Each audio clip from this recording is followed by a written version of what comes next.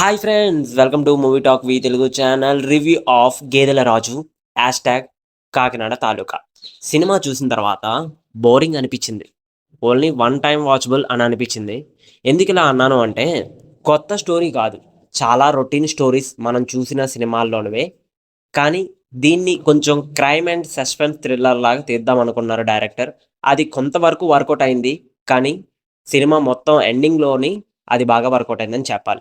ఎందుకు ఇలా చెప్తున్నానంటే, స్టోరీ విషయానికి వస్తే, గేదెల రాజు అలాగే దుర్గా అనే ఒక ఇద్దరు పెద్ద గ్యాంగ్స్టర్స్ కాకినాడలోనే ఉంటారు. అనుకోకుండా గేదెల రాజు ఒక సిచ్యువేషన్లో చనిపోతాడు. తర్వాత పోలీసులు గేదెల రాజు కేసుని ఎలా సాల్వ్ చేశారు, అసలు ఎవరు చంపారు, ఎందుకు చంపారు, ఇదే స్టోరీ. ఈ స్టోరీని బాగా కన్‌ఫ్యూజింగ్‌గా ఫస్ట్ హాఫ్ అంతా కూడా తీసుకొనెళ్లారు. అంటే చాలా లాగ్ చేస్తూ అసలు గేదెల రాజు ఎవరు? చనిపోయిన తర్వాత అతనికి ఉన్న సంబంధాలేంటి? అసలు ఎవరు చంపారు? ఈ కోణంలోని కొంచెం సినిమాని రన్ టైమ్ పెంచుతూ ఫస్ట్ హాఫ్‌ని లాగ్ తోటి ఎండ్ చేశారు.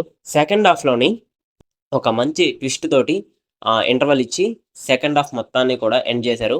ఎవరైతే మనం చంపారు అని అనుకుంటామో, మన ఊహకు అందనట్టు ఆహ్, విలన్ని క్రియేట్ చేసి లాస్ట్‌లోనే ఒక ట్విస్ట్‌ని అయితే రిలీజ్ చేశారు.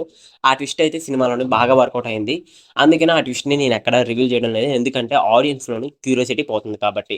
ఈ సినిమా చూసినప్పుడు నాకు 'గ్యాంగ్ స్టార్ గంగరాజు' సినిమా గుర్తొచ్చింది. సేమ్ ఇదే స్టోరీ లైన్ తోటి ఈ సినిమా కూడా ఉంటుంది. ఈ సినిమా యూట్యూబ్‌లోనే అవైలబుల్‌గా ఉన్నది.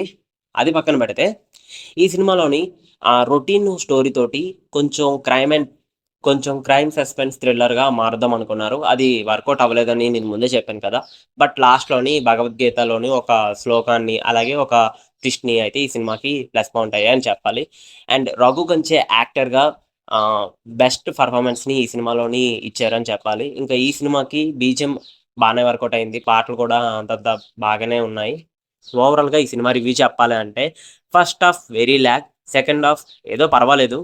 సినిమా వర్కౌట్ అయిందని చెప్తాను. అలాగే ఈ సినిమాలోని రియల్‌గానే కాకినాడ లొకేషన్స్‌లోని సినిమా షూటింగ్ చేశారు. అందుకనే ఈ సినిమా ప్రొడక్షన్ వాల్యూస్ గాని, స్క్రీన్ ప్లే గాని అంత బాగుంది అని అనిపించింది. అదొక పెద్ద ప్లస్ పాయింట్ అయిందని చెప్పాలి.